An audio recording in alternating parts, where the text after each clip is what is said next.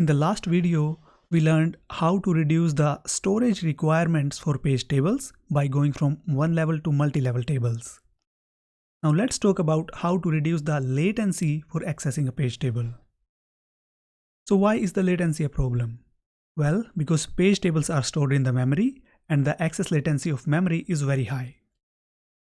And if you look at it, for each load store instruction, we first need to access the page table to do the address translation, and only after that we can get our instruction or data from that address.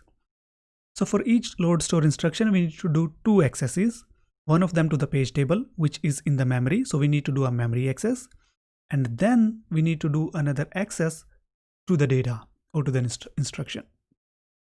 Now even though our data is in the caches, we are still doing a memory access for address translation, which slows down the whole operation a lot. So what is the solution? Well, just like for data and instruction we have caches, we can have caches for storing page table entries as well. And these caches are called translation look-aside buffer or TLB. So TLB is just like a cache, but it's for page table, not for data and instructions. TLBs are usually small, somewhere between 16 to 64 entries, and therefore we can make them fully associative. So they are typically fully associative. And just like caches, they are very fast and they are located very close to the processor, and they also follow the principle of locality. So if a translation is recently used, it's also likely to be used in the future. So only with these few entries, we are able to do lots of translations, or let's say the TLB hit rate is very high, again because of the principle of locality. If you do not find the translation in the TLB, it's called a TLB miss, and then the translation has to be brought from page table to the TLB. And this is a little bit specific. It might require OS and hardware interaction. Okay, let's see how exactly a TLB works. So here we have our TLB, which has some status bits, then tag, and the physical page number. This is the virtual address which is coming from the processor. It is divided into two parts: page offset, which is directly used in the physical address, and this virtual page number. This is what we need to translate from virtual to physical page number. So what we do is we take this virtual page number as a tag and compare it to the tag stored in each entry of the TLB. And if there is a hit, that means the translation for that virtual page is available in the TLB, and we read that translation from here. And we get our physical address by just accessing the TLB without any need of going to the page table itself. So let's see what these status bits are. We have a valid bit here, just like caches, whether a cache entry is valid or not. Sorry. We have valid bit in TLB as well, just to check whether this TLB entry is valid or not. Then we have a dirty bit. This is again like caches or write back caches. So just like in caches, we need to track which blocks are dirty, and the dirty blocks need to be written back to the memory when we evict it.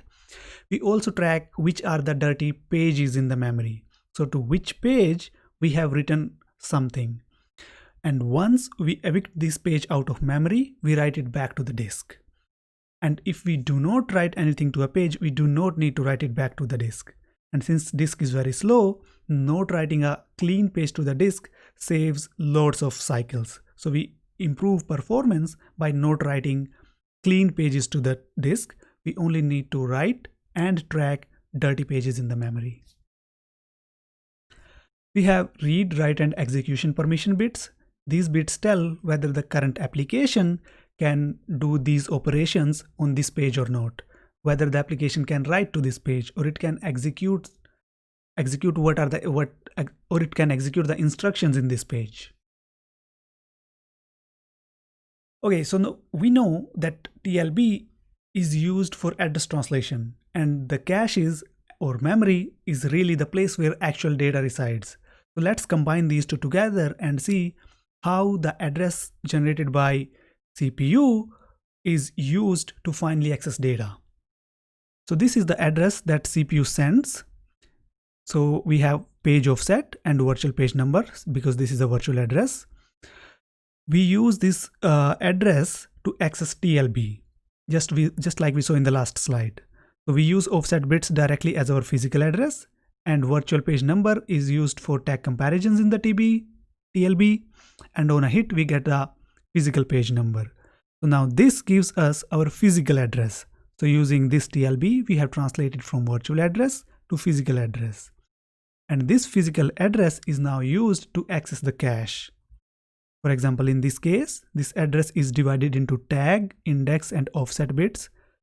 Just ignore what block offset and byte offset are. Just assume these 6 bits are for byte offset.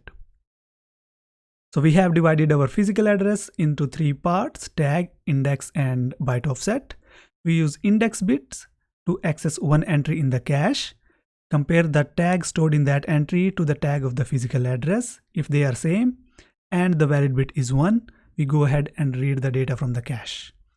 And then we can use the byte offset bits to choose one of the bytes from this block. So this is how TLB and caches are integrated to get the data. We first translate virtual address to physical address. This physical address is then used to access the cache. So this picture summarizes the whole virtual memory. So let's see how it works. So we get virtual page number from the CPU. We divide our virtual address into offset and virtual page number. Then first we go to the TLB and see whether the TLB has the translation for this virtual page or not. If it doesn't, we need to go to the page table and see whether the page table has the translation or not. Page table will have a translation only if this page has been moved from disk to the physical memory. For example, wherever you see the valid 1, all of these pages have been moved or copied from disk to physical memory, whereas the pages corresponding to valid bits 0 in this table, they still reside in the disk. And just like page table, the TLB also has these translations, where the only difference is in page table you have translations for all of those pages, and the translation might say the page has been brought into the memory or it has not yet been brought to the memory.